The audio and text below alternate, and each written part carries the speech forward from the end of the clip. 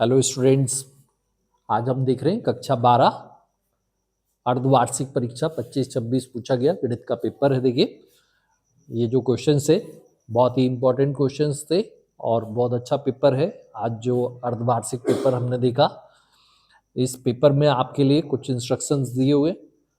पहला इंस्ट्रक्शन आपके लिए बहुत इंपॉर्टेंट है, सभी प्रश्न अनिवार्य है, तो हमें कोई भी क्वेश्चन छोड़ना नहीं है, पेपर का हर एक क्वेश्चन हमको करना ही है। दूसरा हमारे पास है 1 से 5 तक जो प्रत्येक प्रश्न है उस पर एक एक नंबर निर्धारित है। 6 से 15 तक प्रत्येक प्रश्न पर 2 अंक निर्धारित हैं। 16 से 19 तक जो प्रश्न है उन पर 3 अंक निर्धारित हैं और 20 से 23 तक जो क्वेश्चन है उन पर 4 अंक निर्धारित हैं। हम पहला यदि देखें तो वस्तुनिष्ठ प्रश्न होता है हमारे पास। वस्तुनिष्ठ प्रश्न, सही विकल्प का चयन हमको करना है। तो सही विकल्प में हमारे लिए लिखा हुआ है कि संबंध R जो है वो R से R में परिभाषित है और कुछ इस प्रकार से परिभाषित है कि R बराबर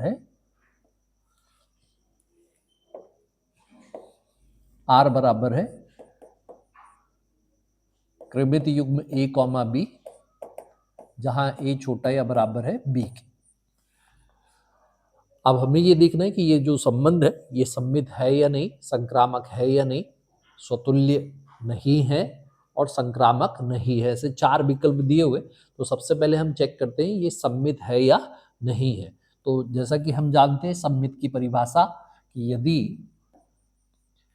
A, B R में हो तब B, A भी R में होना चाहिए। यदि ऐसा है तो दिया हुआ संबंध सममित होता है और ये प्रत्येक A B belongs to R के लिए होना चाहिए। प्रत्येक A comma B belongs to वास्तविक संख्या समुच्चय के लिए ऐसा होना चाहिए।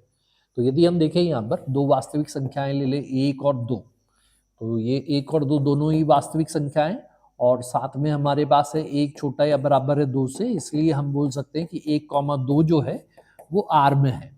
परंतु यदि हम देखें कि 2 जो है वो 1 से छोटा या बराबर तो नहीं है, इसलिए हम बोल सकते हैं कि ये जो 2, 1 है ये आर का अवयव नहीं है।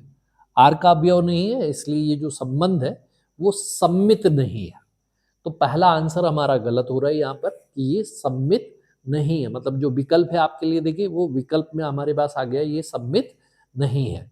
अब अगर हम दूसरी की बात करें संक्रामक के लिए, तो संक्रामक संबंध में क्या परिभाषा है हम जानते हैं कि प्रत्येक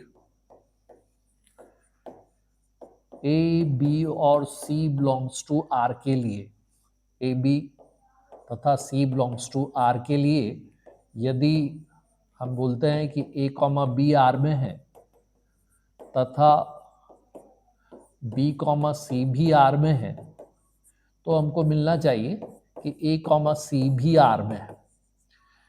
तो यदि मान लीजिए हमने कहा कि भाई ए बी सी 3 वास्तविक संख्याएं हैं, ए बी सी 3 वास्तविक संख्याएं हैं और इस प्रकार है कि ए छोटा या बराबर है बी के तथा बी छोटा या बराबर है सी के, तो डेफिनेटली हमारे पास होगा ए छोटा या बराबर होगा सी से, ए छोटा या बराबर होगा सी से, इसलिए हमारे पास जो ए कॉमा सी है वो आर का अवयव हो जाएगा और इसलिए जो संबंध है वो हो जाएगा संक्रामक।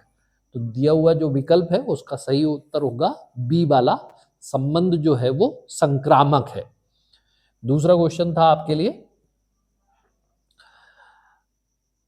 सेक स्क्वायर tan इनवर्स 2 का मान आपको बताना है। तो सबसे पहले आपने क्या करना चाहिए कि tan इनवर्स 2 बराबर मान लीजिए थीटा है, तो 2 बराबर हो जाएगा आपके पास tan थीटा। अब tan थीटा जो है वो लिखा जा सकता है 2/1, 2/1 मतलब एक हमारे पास समकोण त्रिभुज जिसमें लंब की लंबाई 2 है और इसका जो आधार है वो 1 है, इसलिए कर्ण जो है वो हो जाएगा कर्णी 5 के बराबर। कर्णी 5, 2 का वर्ग धन 1 का वर्ग का वर्गमूल, तो पाइथागोरस प्रमेय से ये आ जाएगा। इसलिए हमको जो चाहिए वो है सेक थीटा। तो सेक थीटा क्या हो गया भाई हमारे पास, सेक थीटा होता कर्ण बटे आधार दैट इज करनी 5/1, ये हमारे पास कौन है। तो यहाँ से अगर दोनों पक्षों का वर्ग कर दें तो हो जाएगा सेक स्क्वायर थीटा बराबर 5, और थीटा की जगह हमारे पास मान है tan इनवर्स 2। तो इसका जो सही आंसर होगा वो होगा 5, मतलब ऑप्शन सी इसका जो है वो करेक्ट होगा। सी पर आपको टिक लगाना होगा, ऑप्शन सी जो है इसका करेक्ट है। तो ये आसान सा क्वेश्चन था, केवल आपको पहले थीटा सपोज कर लेना चाहिए और थीटा मानने के बाद इसको आसानी से हल करके सेक की वैल्यू निकाल लेना है। सेक स्क्वायर करना है, स्क्वायर करेंगे तो आपका आंसर दिखने लगेगा। नेक्स्ट क्वेश्चन देखते हैं, क्वेश्चन नंबर 3 है। क्वेश्चन नंबर 3 क्या बोलता है कि ए का मान आपको गिवन है, एक वर्ग आव्यूह है जिसका प्रत्येक अवयव एक है, तब हमको ए की घात 100 चाहिए। अब ए की घात 100 ज्ञात करने के लिए पहले हमको ए का वर्ग निकालना पड़ेगा, ए की घात 3 निकालना पड़ेगा, ए की घात 4 निकालना पड़ेगा। तो हम ऐसे 100 तक जाएंगे ऐसा सोच के चलते हैं, लेकिन इतना हल करने की जरूरत नहीं पड़ेगी। हम एक पैटर्न ढूंढना चाहते हैं कि ए की घात 1 में यदि सारे अवयव एक हैं तो ए की घात में 2 में क्या हो रहा है। तो देखें हम यदि यहाँ पर, तो ए की घात 2 को हम लिख सकते हैं ए गुणित ए, मतलब 1 गुणा 1 जब गुणा करेंगे तो पहली पंक्ति का पहले स्तंभ में गुणा होगा, 1 का गुणा 1 में तो 1, और फिर इस 1 का गुणा 1 में तो 1, दोनों को जोड़ेंगे तो 2, सारे ही अवयव हो जाएंगे 2 2 2। मतलब ए का वर्ग जो है इसमें से 2 कॉमन ले लें तो आ जाएगा 1 मतलब ये हो गया हमारे पास 2 गुणित ए। अब ए की घात 3 निकाल लेते हैं, तो ए की घात 3 क्या होगा भाई हमारे पास, ए स्क्वायर इंटू ए स्क्वायर क्या है आप देख सकते हैं 2 गुणित ए ही है, इसको हम लिख सकते हैं 2a है, 2a गुणित ए, यहाँ से क्या आ जाएगा 2a गुणा ए मतलब a का वर्ग, और a का वर्ग क्या है तो फिर से 2a आ गया, मतलब यहाँ हो गया 2 की घात 2 गुणित a। मतलब आप देखें यहाँ पर कि हमारे पास जब 2 घात थी तो यहाँ a में 2 का गुणा हुआ, और जब 3 घात थी तो हमारे पास a में 2 की घात 2 का गुणा हुआ। तो यहाँ हमको जो ज्ञात करना है वो है a की घात 100, तो इसमें a का जो गुणांक होगा वो 2 की घात 99 होगा, इसलिए इसका भी करेक्ट आंसर जो है वो सी वाला होगा, दैट इज a की घात 100 बराबर है 2 की घात 99 गुणित a। ये हमारा करेक्ट आंसर होगा। तो ये आसान सा क्वेश्चन है, कोई घबराने की बात नहीं है, केवल आपको पहले ए स्क्वायर निकाल के दिखना चाहिए, ए से रिलेट करना चाहिए, क्योंकि जितने भी आंसर है वो सब ए से रिलेट कर रहे हैं। ए की घात 3 को फिर से ए से रिलेट करेंगे आप, उसमें संबंध ढूंढेंगे तो आपको पता चलेगा कि घात जितनी है ए के सामने गुणांक एक घात कम वाला आता है 2 की घात लगाने पर। तो यहाँ पर जो हमारे पास ए की घात 100 है वो हो जाएगा 2 की घात 99 गुणित ए। ये आसान क्वेश्चन है। नेक्स्ट क्वेश्चन देखते हैं, यदि 3 कोटि के वर्ग आव्यूह ए तथा बी इस प्रकार है कि ए का सारणिक ऋण 1 है और बी का सारणिक 3 है, तो हमको सारणिक ज्ञात करना है 3ab का सारणिक। तो चूंकि ये ए जो है ए और बी 3/3 के वर्ग आव्यूह हैं, तो हम पहले यहाँ से 3 को बाहर निकालेंगे, तो जब ये सारणिक से बाहर आएगा तो ये 3 की घात 3 होके बाहर आएगा। आपको ध्यान देना होगा कि ये जो 3 है ये 3/3 मैट्रिक्स के सामने गुणांक है, तो हर एक पंक्ति से एक बार 3 आएगा, तो ये हो जाएगा 3 की घात 3, और सारणिक बचेगा हमारे पास a गुणा b का सारणिक, मतलब 3 की घात 3 सारणिक a इंटू बी होता है सारणिक a गुणा सारणिक b। 3 की घात 3 मतलब 27, a का सारणिक आप जानते हैं, a का सारणिक आपको दिया हुआ है ऋण 1, और b का सारणिक भी दिया हुआ है वह है 3 के बराबर, ये हो जाएगा ऋण का 81। तो इसका जो करेक्ट आंसर है वो आप देख पा रहे हैं, ये ऑप्शन डी दिख रहा है, ऑप्शन डी करेक्ट है। तो आपको डी पर यहाँ टिक लगाना है माइनस का 81। नेक्स्ट क्वेश्चन लेते हैं, देखिए क्वेश्चन नंबर 5 है, इंट्रीगेशन पूछ रहा है आपसे। इंट्रीगेशन है i बराबर 1/1 ऋण cos x का समाकलन। इस समाकलन को ज्ञात करना है और 4 आंसर्स दिए हुए हैं, हाफ एंगल में आंसर्स दे रहा है, तो डेफिनेटली हमको यहाँ पर समाकलन को बदल लेना चाहिए हाफ एंगल में, दैट इज इसको लिख सकते हैं आप 2 साइन स्क्वायर एक्स बटे 2। कॉस 2 थीटा का फार्मूला आप लगा रहे हैं, यहाँ से 1/2 कांस्टेंट बाहर चला जाएगा, 1/sin वर्ग मतलब हो जाएगा कॉसेक स्क्वायर एक्स बाई 2। इसका समाकलन करेंगे, समाकलन कॉसेक का होता है माइनस कॉट एक्स बाई 2, और जो x बाई 2 है उसका x का जो कोफिशिएंट है वो 1/2 है, समाकलन में बटे में चला जाएगा तो ये 2 से 2 कट जाता है, तो माइनस हो जाएगा कॉट x बाई 2 धन c। तो इसका करेक्ट ऑप्शन आप ढूंढे तो ऑप्शन जो है वो आपके पास है लास्ट वाला, डी ऑप्शन इसका भी करेक्ट है। यहाँ हमको दिख रहा है minus cot x by 2 plus c। Next question लिखते हैं। नेक्स्ट दिया हुआ है अवकल समीकरण dy बटे dx is equal to e raise to power x minus y। इसका एक व्यापक हल हमको चाहिए, तो व्यापक हल कैसे ज्ञात करेंगे, देखिए ध्यान से, dy बटे dx बराबर है e की घात x गुणित e की घात ऋण y। आधार समान घातें जुड़ जाती है, जानते हैं आप, तो इसको लिखा जा सकता है e की घात x गुणित e की घात माइनस y।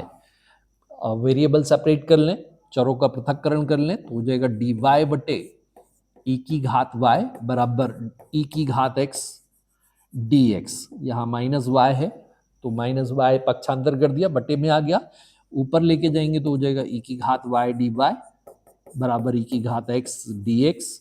समाकलन कर देते हैं तो ये हो जाएगा समाकलन e की घात x dx, और धन का एक कांस्टेंट आने वाला है, समाकलन नियतांक यहाँ e की घात y बराबर e की घात x धन c।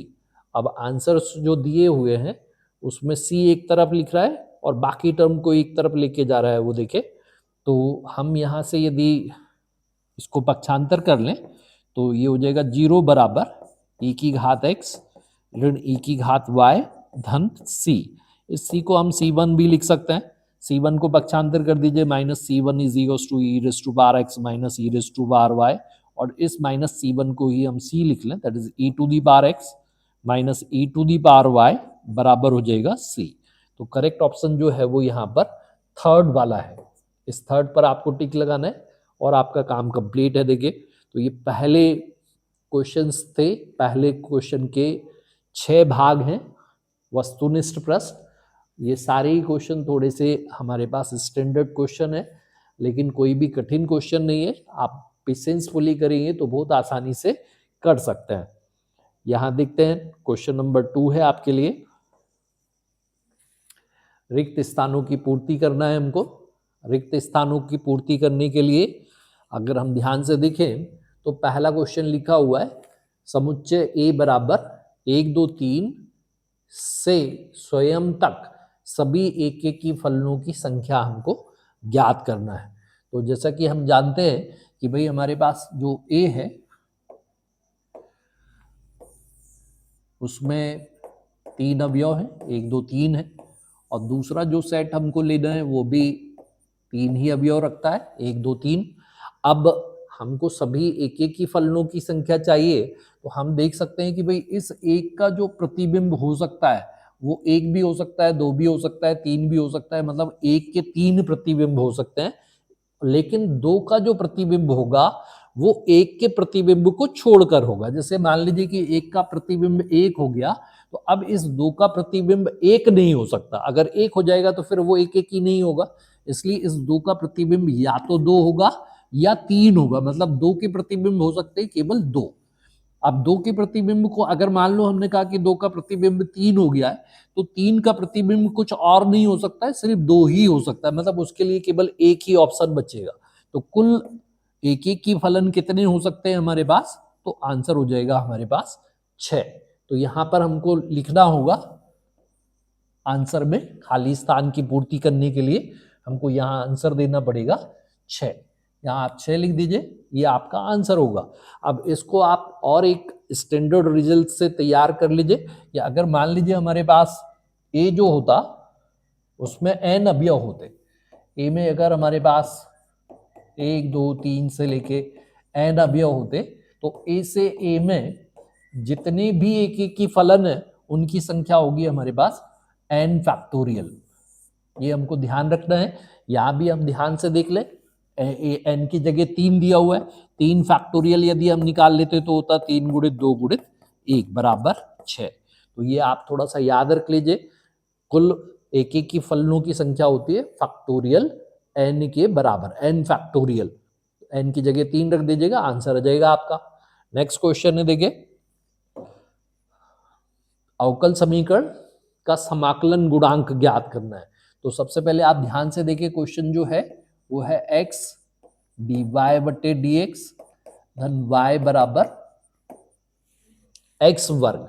हम सबसे पहले क्या करें, इस dy बाई dx का जो कोफिशिएंट है उसको 1 बना लें, तो x से भाग दे देते हैं, तो ये हो जाएगा dy बटे dx धन 1 बटे x इंटू वाई बराबर x वर्ग बटे x, मतलब हो जाएगा हमारे पास x। अब इसकी हम तुलना कर लें, dy बटे dx की तुलना हम करें, इस पूरे इक्वेशन की तुलना कर लें, dy बटे dx धन py बराबर q से, तो p का मान आपके पास होगा 1 बटे x और q का मान हो जाएगा x। मतलब दिया हुआ अवकल समीकरण जो है वो y में एक रेखिक अवकल समीकरण है, इसलिए इसका समाकलन गुणांक जो है वो होगा e की घात p dx। अब समाकलन गुणांक p का मान आपके पास है, समाकलन कर दीजिए तो हो जाएगा e की घात log x, और चूंकि इसका आधार e है तो ये सब हट जाएगा, बचेगा केवल x। तो यहाँ जो आपको आंसर लिखना है वो है यहाँ पर x के बराबर। मतलब आंसर में आप जब इसको फिल करेंगे तो यहाँ आपको लिखना होगा x, ये आपका आंसर होगा। अगला क्वेश्चन हम लेते हैं, करनी x धन करनी y बराबर करनी x धन करनी y, करनी x धन करनी y बराबर यदि a है तो हमको इसका अवकलज ज्ञात करना है, dy बटे dx ज्ञात करना है। तो फर्स्ट ऑफ ऑल दिए हुए फलन का x के सापेक्ष अवकलन कर दें, तो करनी x का हो जाएगा 1 बटे 2 करनी x धन y का करनी y का हो जाएगा 1 बटे 2 करनी y, चेन रूल से होगा y का अवकलन dy बटे dx, और a तो चूंकि कांस्टेंट है तो अवकलन हो जाएगा 0। तो 1 बटे 2 करनी y dy बटे dx बराबर होगा ऋण 1 बटे 2 करनी x, इसलिए dy बटे dx हो जाएगा ऋण 1 बटे 2 करनी x, और पूरे के बटे में 1 बटे 2 करनी y। चूंकि बटे के बटे में है तो संख्या पलट जाएगी, 2 करनी x गुणे में आ जाएगा 2 करनी y, 2 से 2 कट जाएगा तो आंसर होगा ऋण करनी y बटे करनी x। तो यहाँ आप फिलअप कर दीजिएगा। आंसर आप जब लिखेंगे तो आंसर कुछ होगा आपके पास माइनस करनी y बटे करनी x, ये आपका आंसर होगा। नेक्स्ट क्वेश्चन देखते हैं, e की घात x का रूट x के सापेक्ष अवकल गुणांक ज्ञात करना है। रूट x के सापेक्ष अवकल गुणांक ज्ञात करना है, तो हमने यहाँ देखिए y बराबर मान लिया e की घात x है तथा z बराबर मान लिया रूट x है। तब हमको जो ज्ञात करना है वो है dy बटे dz। अब आप ये जानते हैं कि y x का फलन है, z भी x का फलन है, तो dy बटे dz होगा dy बटे dx और पूरे के बटे में dz बटे dx। तो सबसे पहले आपको y का अवकलन करना होगा x के सापेक्ष, तो x के सापेक्ष अवकलन e की घात x का वही होता है। फिर यहाँ आप ज्ञात करेंगे dz बटे dx, तो वो हो जाएगा 1 बटे 2 करनी x, यहाँ उठा के मान रख दीजिए। तो क्या हमारे पास आ गया, अंश में रूट x और बटे में 2 करनी, बटे में 2 करनी x नहीं आ रहा है, बटे में जो है वो है e की घात x बटे 1 बटे 2 करनी x, 2 करनी x। तो चूंकि ये बटे के बटे में है तो संख्या पलट जाएगी, मतलब आंसर होगा आपके पास e की घात x गुणे 2 करनी x, ये हमारा आंसर होगा। यहाँ आपको फिल करना होगा e की घात x का अवकलन रूट x के सापेक्ष जब आप ज्ञात करेंगे तो वो हो जाएगा 2 करनी x e की घात x। ये आपका आंसर होगा। नेक्स्ट क्वेश्चन है देखिए, और ये तो सीधा ही फार्मूला पूछा देखिए कि समाकलन जो है वो a वर्ग करनी के अंदर a वर्ग ऋण x वर्ग का समाकलन बता दीजिए। तो आप जानते हैं ये होगा x बटे 2 करनी a वर्ग ऋण x वर्ग धन जो a वर्ग का चिन्ह है वही आएगा a वर्ग बटे 2 साइन इनवर्स x बटे a और एक समाकलन नियतांक आपको लगाना है, तो वो हो जाएगा c। नेक्स्ट क्वेश्चन देखते हैं। समाकलन ज्ञात कर ये आपके लिए सारणिक दिया हुआ है कि अगर सारणिक का मान 13 है तो n का मान ज्ञात कीजिए। तो आप जानते हैं इस सारणिक को हल करना, सारणिक में पहले होगा मुख्य विकर्ण के अवयवों का गुणा, मतलब हो गया आपके पास 5n और सेकेंडरी डायगोनल एंट्रीज का प्रोडक्ट होगा तो ऋण ऋण धन हो जाएगा, बराबर हो गया आपके पास 13। तो 3 को पक्षांतर करेंगे तो 5n बराबर 10 और इसलिए n बराबर हो जाएगा 2। तो यहाँ आपको खाली स्थान में पूर्ति कर देना है, n का मान है 2। n का मान 2 है, लिखना तो 2 ही केवल है, लेकिन इसको आपको हल करके देखना है तभी लिखना है, मन से नहीं लिख देना है कि n 5 है 7 है, ऐसा नहीं करना है। आप थोड़ा सा सिंप्लीफाई कर लीजिए, बहुत आसान क्वेश्चन है, आपको आंसर लिखना होगा केवल 2। नेक्स्ट क्वेश्चन देखते हैं। क्वेश्चन नंबर 3 है, सत्य असत्य लिखना है हमें। तो सत्य असत्य में पहला क्वेश्चन देखिए, यदि फलन fx दिया हुआ है मॉड x तो x बराबर 0 पर अवकलनीय है। तो चूंकि हम जानते हैं कि मापांक फलन जहां 0 होता है वहां अवकलनीय नहीं होता है, ये x बराबर 0 पर अवकलनीय नहीं है, इसलिए दिया हुआ कथन जो है वो गलत है, असत्य है। तो पहला जो आंसर होगा वो होगा असत्य। दूसरा हमारे पास स्टेटमेंट है, फलन f दिया हुआ है, अंतराल a b में ह्रासमान है बंद अंतराल में, तो खुले अंतराल ए बी में यदि x1 छोटा है x2 से तो f ऑफ x1 बड़ा होगा f ऑफ x2 से। ये बात बिल्कुल सही है। अगर हम देख रहे हैं ह्रासमान है तो जो वैल्यू कम है उस पर फलन ज्यादा होगा, जो वैल्यू ज्यादा है उस पर फलन कम होगा, इसलिए दिया हुआ कथन जो है वो सत्य है। नेक्स्ट क्वेश्चन है देखिए, 3 कोटि वाले किसी अवकल समीकरण के विशिष्ट हल में उपस्थित स्वेच्छ अचरों की संख्या 0 होती है। तो जैसा कि हम जानते हैं कि अगर कोटि 3 का कोई अवकल समीकरण है तो जब हम उसको हल करेंगे तो उसमें 3 अचर आएंगे, C1 C2 C3 आएंगे, तो वो जो हल होगा उसको हम व्यापक हल बोलेंगे, और जब हम C1 C2 C3 का मान निकाल लेंगे तो जो हल होगा वो विशिष्ट हल होगा, मतलब वहां C1 C2 पूरे गायब हो जाएंगे। इसलिए जो हमारे पास स्वेच्छ अचर है उनकी संख्या 0 होती है, ये बिल्कुल सत्य है, इसलिए यहाँ भी आपको लिखना होगा सत्य है।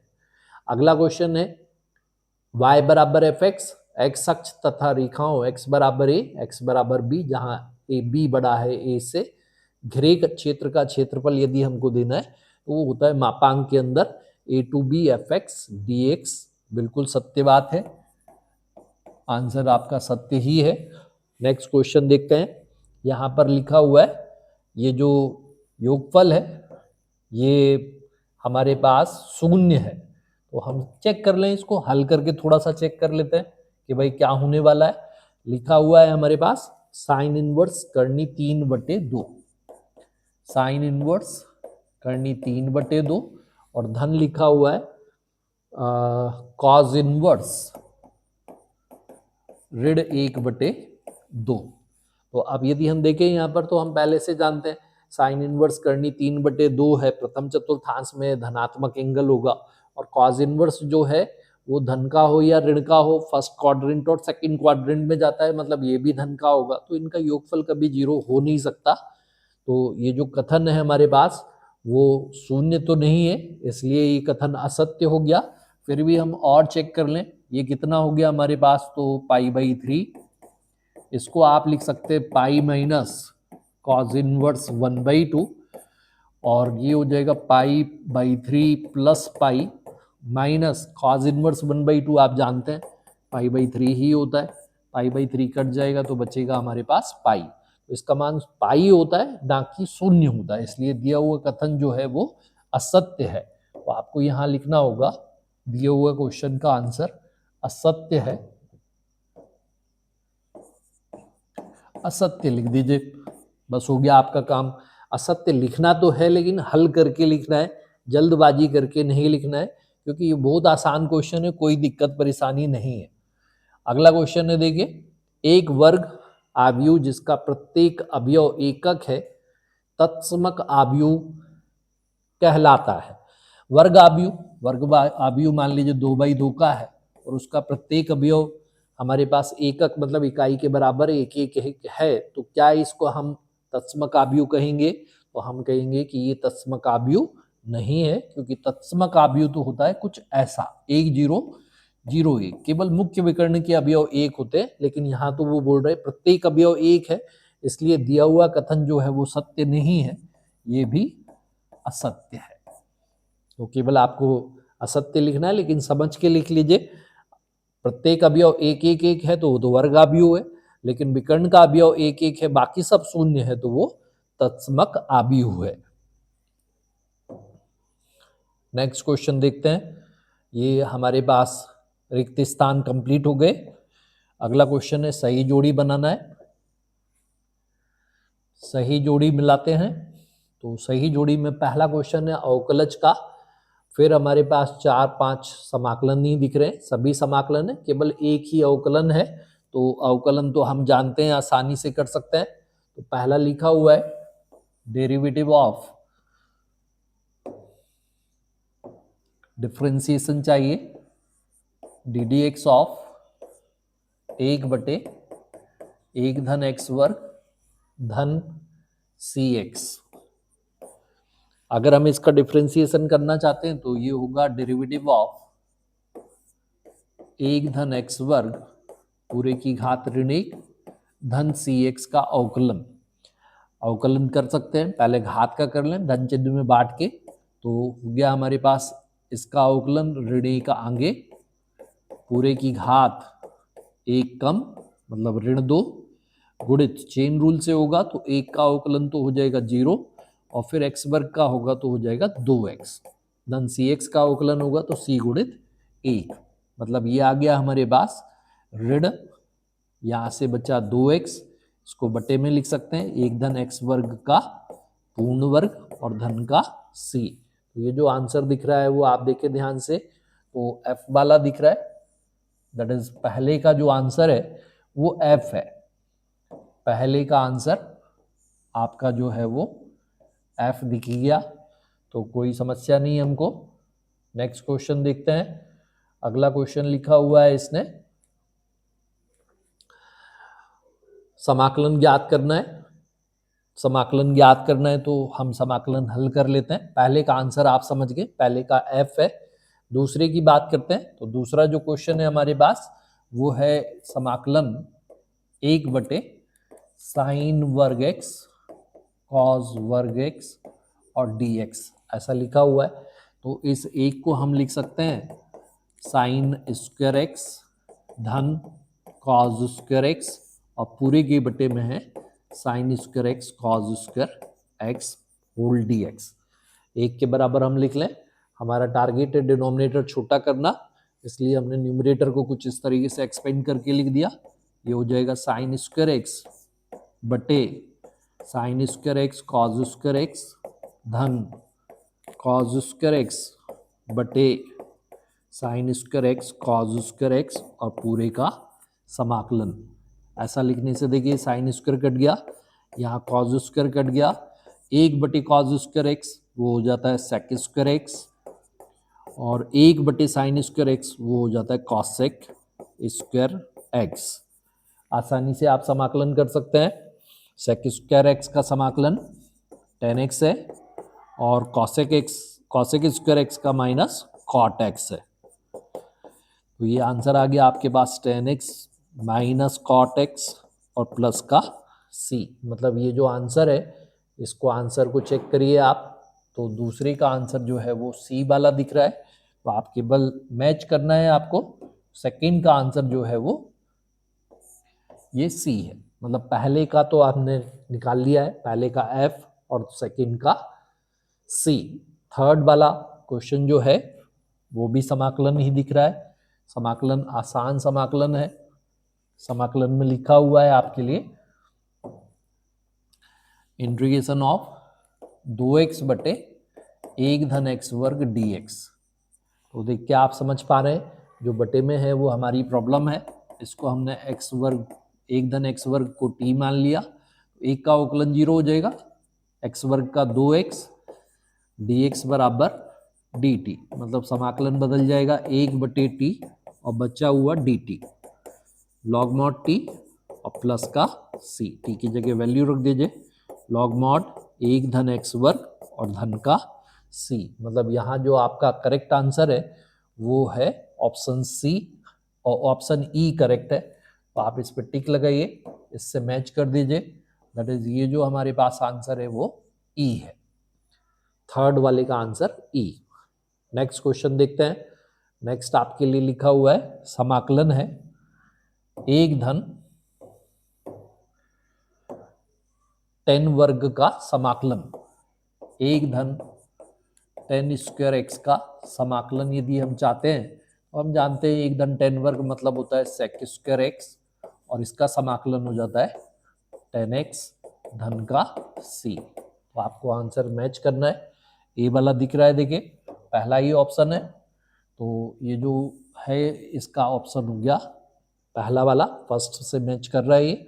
सेक एक्स का समाकलन आप जानते हैं, सेक एक्स का समाकलन होता है log mod sec x plus 10x, direct formula है।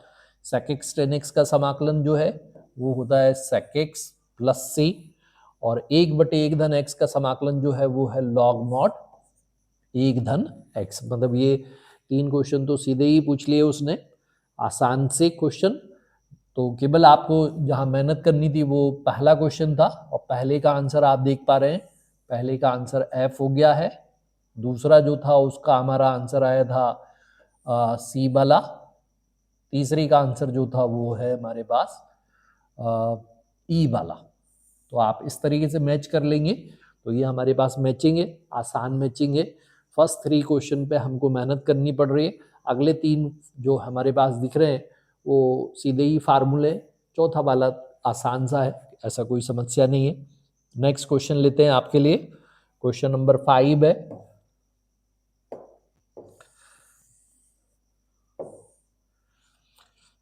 क्वेश्चन नंबर 5, इस 5 क्वेश्चन के लिए हम देखें यदि तो लिखा हुआ है इंस्ट्रक्शन में आपके लिए कि आप जो है केवल एक वाक्य या शब्द में ही आंसर दें, लेकिन मैथमेटिक है आपको थोड़ा सॉल्व करना पड़ेगा। आप रफली सॉल्व कर लीजिए, आंसर दे दीजिए या साथ में सॉल्व कर लीजिए, वो दिक्कत नहीं है, लेकिन सॉल्व करके ही आंसर दीजिए। ऐसा नहीं करिए कि केवल क्वेश्चन पढ़ा और आंसर दे दिया। तो ये सारे ही क्वेश्चन जो है वो आपको ध्यान रखना है, इन फ्यूचर एनुअल एग्जाम में भी पूछे जा सकते हैं। और बहुत ही आसान है और हमको केवल अपना कॉन्फिडेंस लूज नहीं करना है, क्वेश्चन को अच्छे से रीड करके आंसर देना है। तो देखिए यहाँ पर क्वेश्चन है जैसा कि लिखा हुआ है, आर बराबर है त्रिमितीय युग्मों का समुच्चय x, y, जहां x धन 2y बराबर 8 है, प्राकृत संख्या n पर एक संबंध है, तब r का परास लिखिए। परास मतलब है रेंज। रेंज हमको ज्ञात करना है। रेंज बोलने का मतलब y का मान जो होगा वो परास होगा, x का मान जो होगा वो प्रांत होगा। तो लिखा हुआ है x धन 2y बराबर 8, तो 2y बराबर हम जानते हैं 8 ऋण x होगा, मतलब y बराबर हो जाएगा 8 ऋण x बटे 2।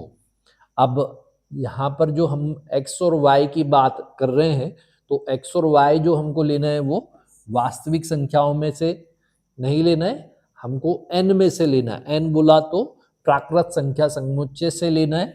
तो n में जो अवयव हो सकते हैं वो है 1, 2, 3, 4, इस तरीके से 100।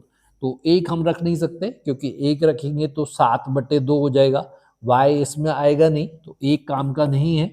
जब हम x का मान 2 लेंगे तो y कितना आ जाएगा 8 ऋण 2 बटे 2 मतलब 6/2 और y का मान हो जाएगा 3। 3 नहीं रख सकते हैं, 4 रख सकते हैं। 4 रखेंगे तो y का मान आ जाएगा हमारे पास 8 ऋण 4/2 मतलब y बराबर 4/2 और y बराबर, ऐसे हमने 6 रख दिया, 5 छोड़ना पड़ेगा आपको। 6 रखेंगे तो हो जाएगा y का मान 8 ऋण 6/2, y बराबर 2/2, मतलब y का मान आ जाएगा 1। अगर हम x का मान 8 रखेंगे तो डेफिनेटली y का मान 0 होगा। 0 नेचुरल नंबर नहीं है, प्राकृत संख्या नहीं है, इसलिए 8 भी नहीं रख सकते। बाकी सब पर नेगेटिव आने लगेगा, इसलिए हमारे पास y के केवल 3 मान है। तो इसका जो परास है, जो रेंज है, वो क्या आ गई हमारे पास? तो रेंज में 3 अवयव आ गए और वो है 1 2 3 या 3 2 1, जैसा भी आप लिखे, समुच्चय में कोई दिक्कत है नहीं। तो आपका आंसर होगा one word, range of the function, range of the relation is 1 to 3। Next question देखते हैं। नेक्स्ट लिखा हुआ है सेक इनवर्स -2 का मुख्य मान हमको ज्ञात करना है। तो सेक इनवर्स आप जानते हैं ये 0 और पाई के बीच में जाता है। अगर हम बोले कि सेक इनवर्स -2 चाहिए तो ये हो जाएगा pi minus sec inverse of 2, that is pi minus pi by 3। 60 degree पर होता है 2, लघुत्तम ले लीजिए, 3 pi minus pi, that is 2 pi by 3। तो ये हमारा करेक्ट आंसर होगा इसका, 2 पाई बाई 3। नेक्स्ट क्वेश्चन देखते हैं। आव्यूहों का गुणनफल पूछ रहा है, तो आव्यूह में आव्यूह का गुणा करना है। आव्यूह पहला दिया हुआ है कॉलम मैट्रिक्स 1 2 3, रो मैट्रिक के साथ गुणा है और रो मैट्रिक है 2 3 4। आप पहले इसका ऑर्डर देखिए, ये है हमारे पास 3/1 का और ये है 1/3 का। तो हम जानते हैं कि चूंकि इसमें स्तंभ और पंक्तियों की संख्या बराबर है, गुणा होगा और जो आव्यूह होगा वो 3/3 का होगा। पहले हम 1 का गुणा करेंगे तो 2 3 4 आ जाएगा, 2 से गुणा करेंगे तो 4 6 8 आ जाएगा, 3 से गुणा करेंगे तो 6 9 12 आ जाएगा। तो ये हमारा आंसर हो जाएगा कि भाई इसका गुणनफल जो है वो ये होगा। नेक्स्ट क्वेश्चन है देखिए, ए साइन थीटा धन बी कॉस थीटा का महत्तम मान ज्ञात करना है। तो मान लीजिए ये y है, ए साइन थीटा धन बी कॉस थीटा। तो आपको ध्यान रखना है कि इसका जो महत्तम मान है, मैक्सिमम वैल्यू, वो है अंडर रूट ए वर्ग धन बी वर्ग, और इसका जो मिनिमम मान है वो है माइनस अंडर रूट ए वर्ग धन बी वर्ग। तो यहाँ पर ये बहुत ही आसान सा क्वेश्चन पूछा है आपसे कि इसका महत्तम मान बताइए। तो महत्तम मान आपको लिखना है करनी के अंदर ए वर्ग धन बी वर्ग। नेक्स्ट क्वेश्चन देखते हैं। समाकलन पूछ रहा है आपसे, समाकलन जो है वो है ए वर्ग धन एक्स वर्ग का समाकलन। तो आप ध्यान दीजिएगा, जल्दबाजी करना नहीं है। समाकलन जो है बहुत ही आसान सा पूछ लिया है, क्योंकि हमने जो पढ़ा हुआ है समाकलन में वो एक वर्गमूल का भी फार्मूला था, वर्गमूल के अंदर ए वर्ग धन एक्स वर्ग, लेकिन वैसा नहीं है, ये तो सिंपल समाकलन है। केवल आप इसको सेपरेट करेंगे, ए वर्ग का समाकलन और एक्स वर्ग का समाकलन। तो ए वर्ग तो कांस्टेंट है, बाहर चला जाएगा, केवल एक का समाकलन होगा और एक्स वर्ग का समाकलन होगा। जब समाकलन करेंगे आप तो एक का समाकलन एक्स है, यहाँ एक्स की घात 3/3 है। तो ये हमारा आंसर हो गया, केवल एक लाइन में आप आंसर लिख दीजिएगा। नेक्स्ट क्वेश्चन देखिए, समाकलन फिर से है निश्चित समाकलन।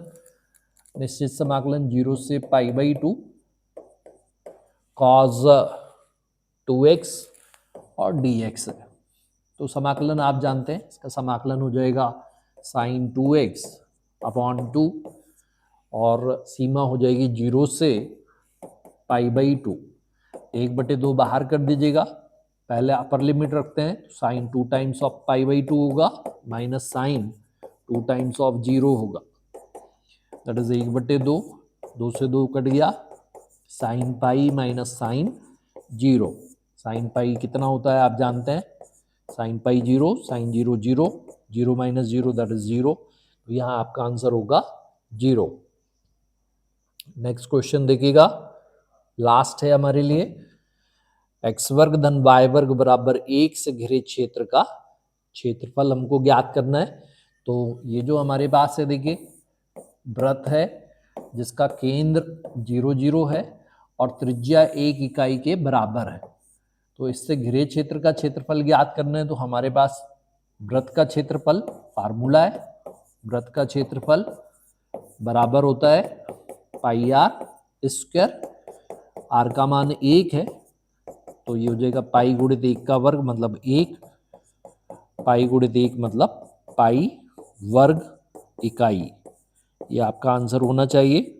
तो ये क्वेश्चंस थे देखिए, ये पहले 5 क्वेश्चन हमने डिस्कस कर लिए हैं, एक एक नंबर के क्वेश्चन है और सभी बहुत इंपॉर्टेंट क्वेश्चन है क्योंकि ये सारे क्वेश्चन एनुअल एग्जाम में पूछे जा सकते हैं।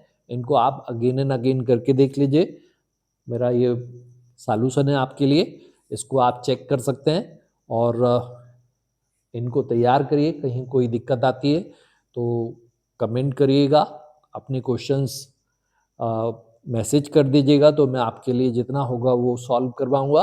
और मेरी कुछ लाइव क्लासेस चल रही है, उन लाइव क्लासेस को भी आप ज्वाइन कर सकते हैं ताकि आपका कोई भी कॉन्सेप्ट बचे नहीं और आप 12th क्लास में 100 में 100 मार्क गेन कर पाए।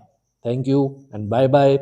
नेक्स्ट वीडियो में हम इसी के और क्वेश्चंस को कंटिन्यू करेंगे। Thank you.